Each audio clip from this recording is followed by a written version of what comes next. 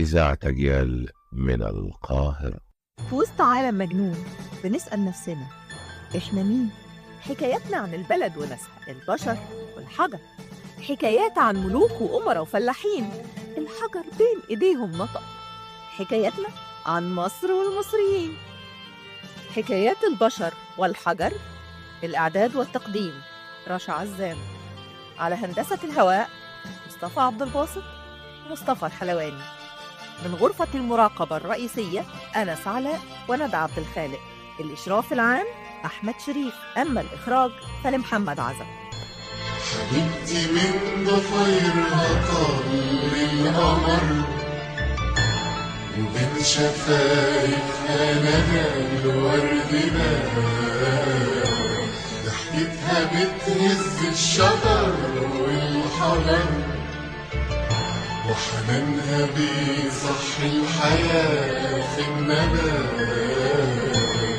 حبيبتي من ضفيرها طل القمر. بنرحب بكل السيدات والسادة مستمعات ومستمعي إذاعة أجيال في كل الوطن العربي. في البداية اسمحوا لي أشكر أصدقاء البرنامج اللي عرفوا شخصية حلقتنا النهاردة من سؤال الحلقة اللي فاتت.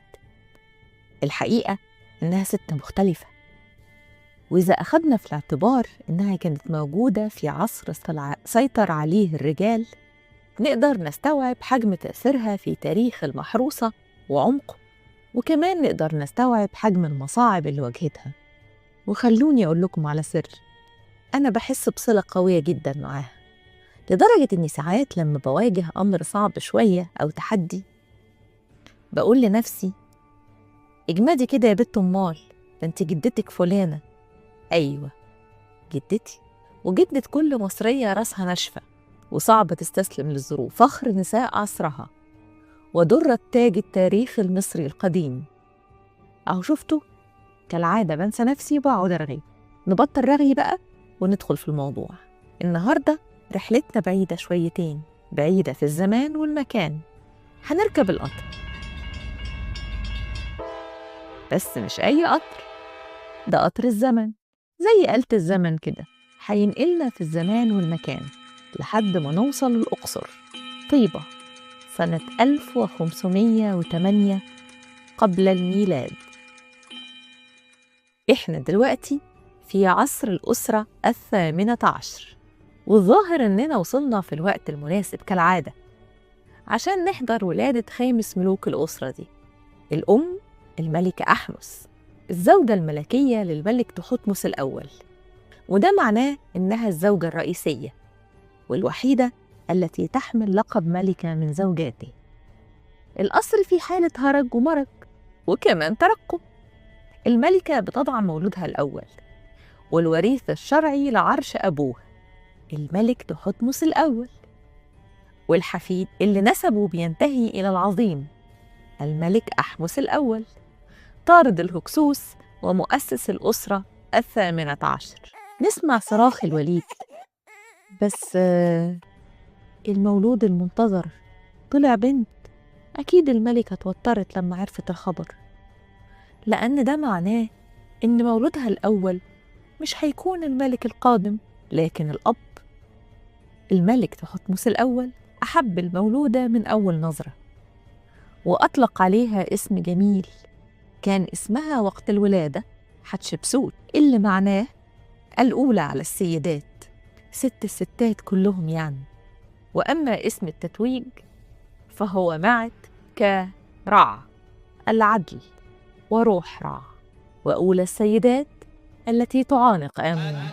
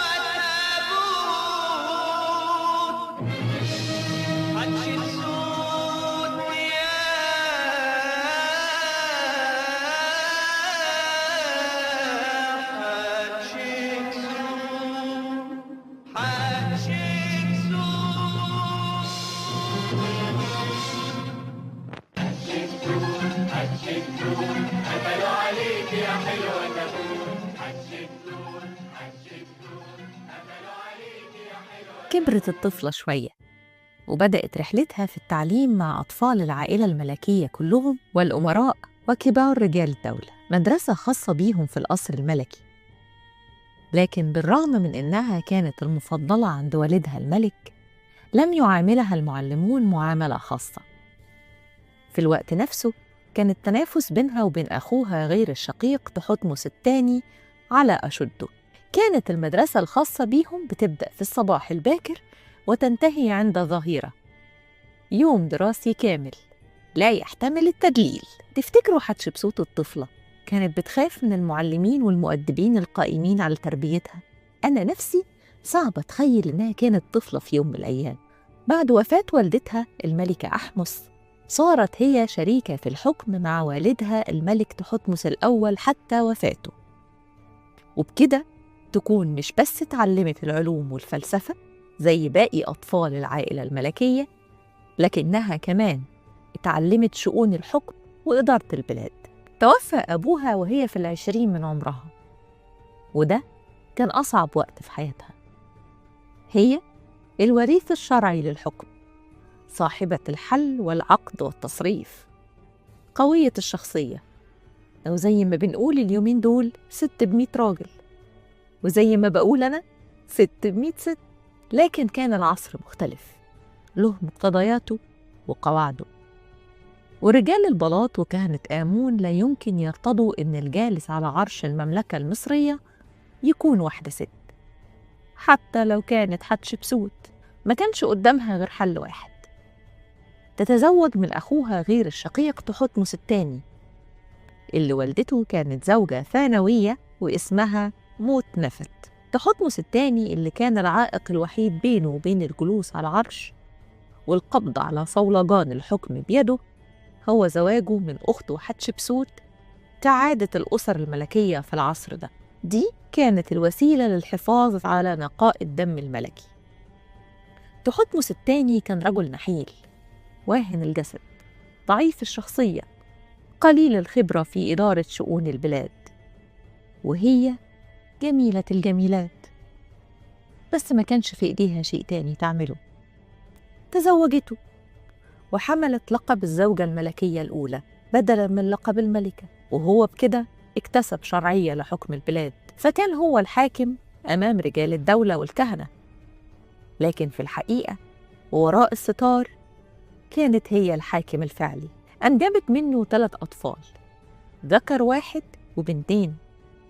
الذكر توفى صغيراً لدرجة أن اسمه لم يتبقى له أثر، أما البنتين فهم نفرورع وميرترع حتشبسوت. دلوقتي حتشبسوت في نفس الموقف اللي أمها الملكة أحمس كانت فيه، هي الزوجة الملكية اللي ما قدرتش تجيب وريث للعرش ذكر. وزاد من تشابه الوضع إن تحتمس الثاني هو كمان أنجب تحتمس الثالث من محظية في البلاط الملكي اسمها أسب. وبعد وقت قصير أصبح واضح إن الملك بيسير في طريق الموت. رجال البلاط وكبار الموظفين بدأوا يتساءلوا عن مصير الحكم والبلاد لما ينتقل الملك للحياة في العالم الآخر. رجال البلاط وكبار الموظفين بدأوا يتساءلوا عن مصير الحكم والبلاد لما ينتقل الملك للحياة في العالم الآخر.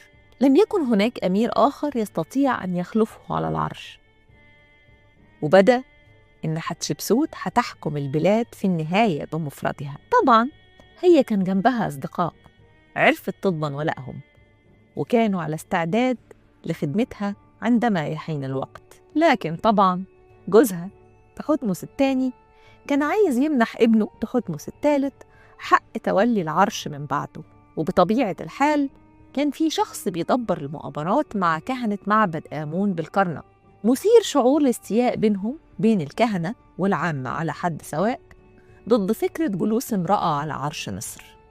وطبعاً الشخص ده كان هو تحتمس الثالث نفسه اللي كان بيعيش في المعبد كأحد الكهنة. الحقيقة أن فترة حكم تحتمس الثاني كانت قصيرة ومفيش معلومات كافية عنها، إلا بس ثورة قامت في الجنوب، ولكنه بدلاً من أن يقود الجيش بنفسه ويسير إلى تأديب أعدائه كما كان يفعل أبوه، أعطى تعليماته لجنوده أن يكونوا قصاة إلى أبعد درجة على الخارجين عن حكمه. ومات تحتمس الثاني في العام 1501 قبل الميلاد. بعد وفاته بوقت قصير كانت حتشبسوت في المعبد علشان تشهد احتفال بيخرج فيه موكب الإله آمون. وقفت المحفة اللي بتحمل تمثال آمون أمام كاهن صغير وأبت أن تتزحزح من مكانها. وطبعا فسر الكهنة الموقف على إنه علامة إن الإله آمون بنفسه اختار الكاهن الصغير علشان يشاركها الحكم.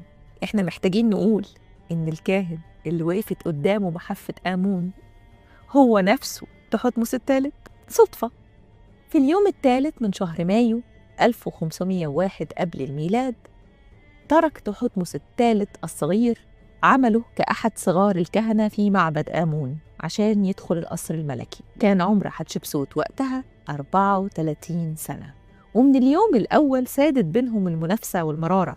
بس حتشبسوت ما سكتتش، جمعت حولها مناصرينها وكونت حزب مناصر ليها. شوية شوية الحزب ده اشتد نفوذه وأصبح قوي لدرجة إن الملك تحتمس الثالث الذي لم تكن لديه الخبرة الكافية أصبح عاجزاً تاماً عن حكم البلاد، واضطر لإخلاء المكان لحتشبسوت.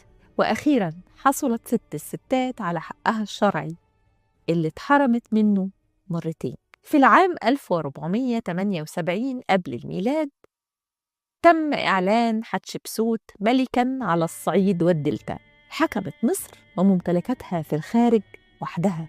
وفي أغاني المديح اللي كانت بتتغنى باسمها كانوا بيسموها حورس الأنثى، وأضافوا علامة التأنيث في آخر الكلمة التي تدل على الجلالة.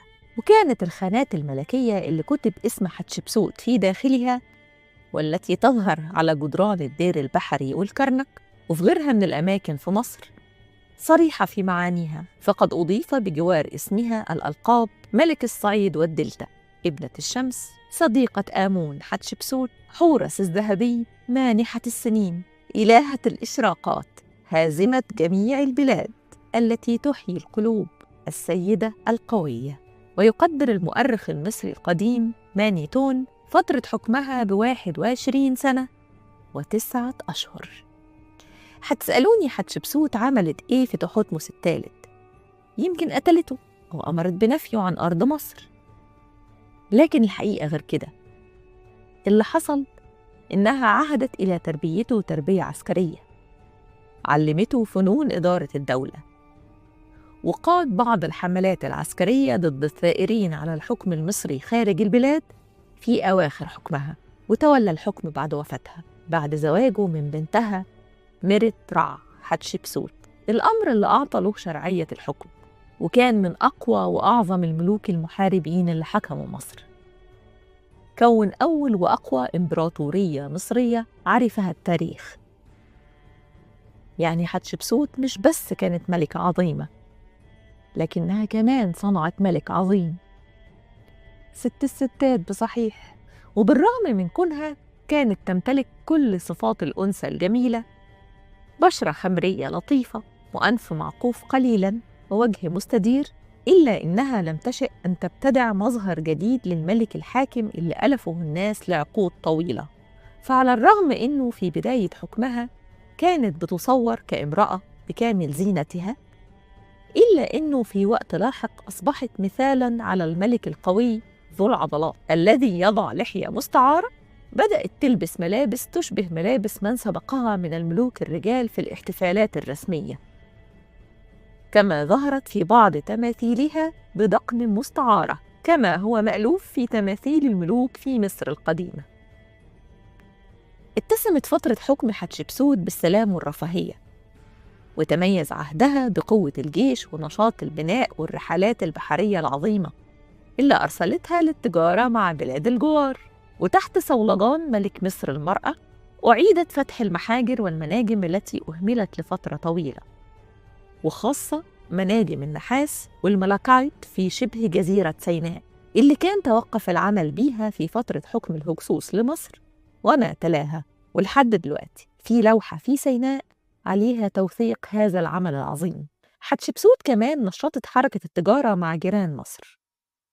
التجارة اللي كانت سيئة في عهد الملك تحتمس الثاني، أعادت استخدام قناة تربط بين نهر النيل عند نهاية الدلتا بالبحر الأحمر، حيث قامت بتنظيف القناة اللي اتحفرت من أيام الدولة الوسطى، وده عشان يسير بيها أسطول مصر البحري ليخرج إلى خليج السويس وبعدها إلى مياه البحر الأحمر. أضافت عدة منشآت بمعبد الكرنك، كما أنشأت معبدها في الدير البحري بالأقصر. السفن الكبيرة اللي أضافتها الأسطول التجاري المصري تم استغلالها كمان في النقل الداخلي، بس مش أي نقل المسلات اللي أمرت بإضافتها إلى معبد الكرنك تمجيداً للإله آمون. وطبعاً استخدامها الرئيسي كان في بعثات التبادل التجاري مع جيران المملكة المصرية. زاد في عهدها استخدام السلع الترفيهية اللي أحضرها الأسطول التجاري من البلاد المجاورة، ومن أهمها البخور والعطور والتوابل والنباتات والأشجار الاستوائية والحيوانات المفترسة والجلود. حتشبسوت نفسها كانت ست، كانت بتحب الزهور والحدائق والأشجار، وكل شيء له رائحة طيبة. خرج الأسطول المصري إلى المحيط الأطلسي ورجع ببعض أنواع السمك النادرة. كمان خرج في بعثة إلى بلاد بونت اللي هي الصومال وجنوب اليمن حالياً، ورجعت السفن محملة بكميات كبيرة من الحيوانات المفترسة والأخشاب والبخور والأبانوس والعاج والجلود والأحجار الكريمة. صورت الملكة حتشبسوت أخبار البعثة على جدران معبد الدير البحري على الضفة الغربية من النيل في الأقصر. تخيل إن ألوان اللوحة لسه زاهية ومحتفظة برونقها لحد النهاردة. على جدران معبد الدير البحري هنلاقي وصف لبعثة حتشبسوت إلى محاجر الجرانيت في أسوان لجلب الأحجار الضخمة اللازمة للمنشآت. قامت بإنشاء مسلتين عظيمتين من الجرانيت بأسوان تمجيداً للإله آمون، يبلغ وزن كل منهما نحو 35 طن. تم نقلهما على النيل حتى طيبة عشان ياخدوا مكانهم النهائي في معبد الكرنك بالأقصر. وأثناء الحملة الفرنسية على مصر في 1879 ميلادية أمر نابليون بنقل إحدى المسلتين إلى فرنسا، ودي المسلة الموجودة حالياً في ميدان الكونكورد في باريس. هتستغرب هم إزاي نقلوا المسلتين اللي وزن واحدة فيهم 35 طن من أسوان إلى الأقصر. هقولك مش إحنا بس اللي مستغربين، بيشاركنا العجب المؤرخين والمهندسين حتى يومنا هذا بقدرة المصريين على نقل المسلتين من أسوان إلى الأقصر. فعملية تحميل المسلتين على السفينة ونقلهما على النيل وإنزالهما على البر ثم نقلهما على الأرض إلى مكان التشييد مش حاجة سهلة إطلاقاً. وما يفوق ذلك أيضاً هو تشييد المسلتين في المكان المختار لهما بالضبط أمام الصرح اللي شيدته الملكة حتشبسوت بمعبد الكرنك على بعد أمتار قليلة منه. ولا يزال المهندسين حتى الآن يضعون النظريات للطريقة اللي اتبعها المهندس المصري القديم للقيام بالعمل الجبار ده. مش كده وبس، حتشبسوت أمرت بإنشاء مسلة تعتبر أكبر مسلة في تاريخ البشرية، مكونة من قطعة واحدة من الحجر تزن فوق 1000 طن علشان تتحط في معبد الكرنك. إلا إن المهندسين المصريين القدماء تركوها مكانها بعد ما اكتشفوا فيها شرخ يحول دون استخدامها. المسلة الغير مكتملة التجهيز في محجر أسوان اللي بقى اسمها المسلة الناقصة بقت أعجوبة ومزار وقبلة للسياح. تفتكروا مهندسين مصر القدماء كانوا هينقلوها إزاي إلى معبد الكرنك؟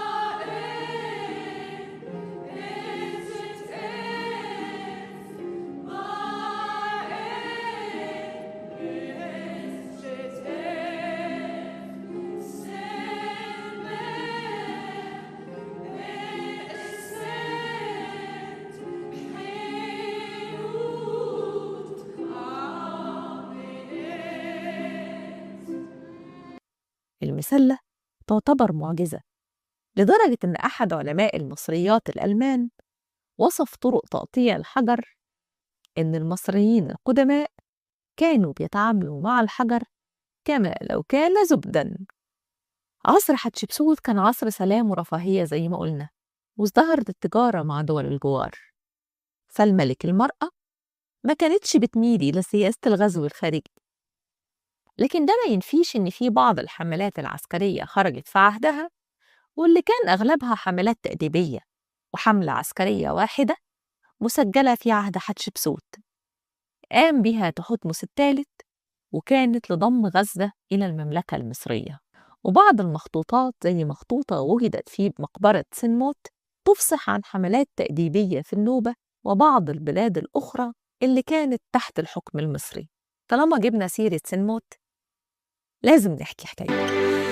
دي حكاية ديما بقالها سنين، وهتفضل عايشة اليوم الدين، واللي يقول غير كده اتحداه.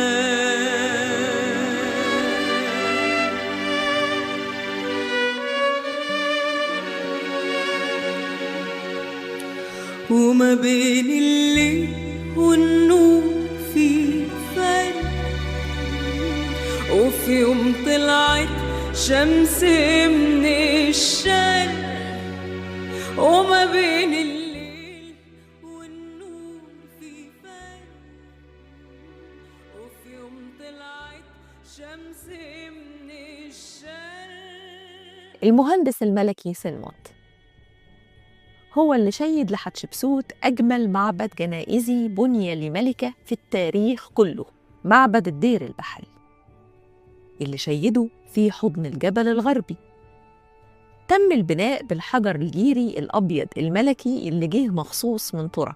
تم الإنشاء على هيئة 3 صالات تعلو كل واحدة منهن الأخرى لكي ترتقيها روح الملكة وتصعد بها إلى السماء لتخلد مع النجوم مكانها الطبيعي. سنموت نفسه لغز مثير في حياة حتشبسوت، المهندس اللي منحته 80 لقب. كان بيتولى تربية وتعليم ابنتها الأميرة الصغيرة نفرو رع، واللي موجود تمثال له في المتحف المصري حالياً محتضن الأميرة في وضع أبوي جداً. وبلغ حبه لملكته إنه حفر نفق بين مقبرتها ومقبرته عشان يكون قريب منها في الحياة الأخرى زي ما كان قريب منها في الدنيا. الغريب في الأمر إنها سمحت له يبني مقبرته في حرم معبدها عشان يجاورها في مماته كما كان يفعل في حياته الدنيا. بعض المؤرخين ذهبوا إلى وجود علاقة حب بين حتشبسوت وسنموت، لدرجة إن البعض رجح إن نفرو رع تبقى بنته، لكن يظل مفيش دليل أكيد على ده. وتوفيت حتشبسوت في اليوم 10 من الشهر الثاني لفصل الخريف اللي بيوافق 14 يناير 1457 قبل الميلاد، خلال العام 22 من حكمها، كما دون على لوحة وجدت في أرمنت. في عصرنا الحديث تم التحقق من مومياء حتشبسوت والتأكد من أن علامات موتها كانت طبيعية، وأن سبب موتها يرجع إلى إصابتها بالسرطان أو السكري. قبر حتشبسوت موجود في وادي الملوك بالأقصر. قامت الملكة بتوسيع مقبرة أبيها عشان تستعملها، ووجد التابوت الخاص بها جوار تابوت أبوها الملك تحتمس الأول. يظهر وجه مومياء الملكة حتشبسوت بصورة باسمة حالمة وادعة، كمن أدت رسالتها على أكمل وجه وأخيراً استراحت. الجميل إن شعرها ما زال محتفظ بمظهره، شعر ناعم ملون وجميل. عاشت حتشبسوت اللي اسمها بيعني من أبرز السيدات النبيلة في الفترة من 1508 ل 1458 قبل ميلاد السيد المسيح عليه السلام. هي الملك الخامس من عصر الأسرة 18 في مصر القديمة. يعتبرها علماء المصريات واحدة من أنجح الملوك. حملت اللقب أطول من أي امرأة أخرى في تاريخ الأسرات المصرية. تميز عهدها بقوة الجيش ونشاط البناء والرحلات البحرية العظيمة اللي أرسلتها للتجارة مع بلاد الجوار. هي الابنة الكبرى لملك مصر الملك تحتمس الأول، وأمها الملكة أحمس. جدها الأكبر هو الملك أحمس طارد الهكسوس ومؤسس الأسرة 18. بنت أصول مأصلة، وسواء أقنعت حتشبسوت الرجال في مصر القديمة أو لأ، فإن تأثيرها على التاريخ المصري وإنجازاتها تفوق بكتير ما فعله بعض الملوك الرجال. حتشبسوت كانت ابنة ملك وزوجة ملك وملكة عظيمة، وصنعت ملك عظيم هو المحارب تحتمس الثالث. نروحها مننا السلام والتحية. مومياء حتشبسوت تم اكتشافها سنة 1903، وانتقلت إلى المتحف المصري في التحرير، ثم إلى متحف الحضارات في الفسطاط في موكب مهيب في 3 أبريل من العام 2021. لحد هنا تخلص حكايتنا مع حتشبسوت ومعبدها والصراع اللي خاضته في عالم الرجال عشان تاخد بس حقها اللي كفلوا ليها نسبها. انتظرونا في الحلقة الجاية، هنكون برضو في مصر القديمة. تفتكروا هنتكلم عن إيه؟ عن تحتمس الثالث؟ ولا نتكلم عن التاسوع المقدس، تاسوع الآلهة في مصر القديمة؟ حتى نلتقي الأسبوع القادم، كونوا بخير. دي حكاية شعب وأرض وناس، ووطن دايما مرفوع الراس، وهيفضل كده لما شاء الله. دي حكاية ديما بقالها سنين، وهتفضل عايشة اليوم الدين، واللي يقول غير كده اتحداه.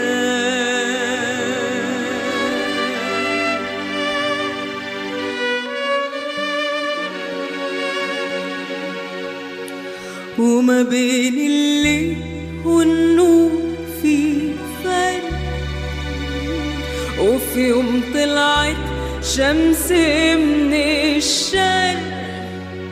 وما بين الليل والنور في فرق، وفي يوم طلعت شمس من الشرق، نورت الدنيا مال وحياة، نورت الدنيا مال وحياة. ده تاريخ الناس كلها عارفاه،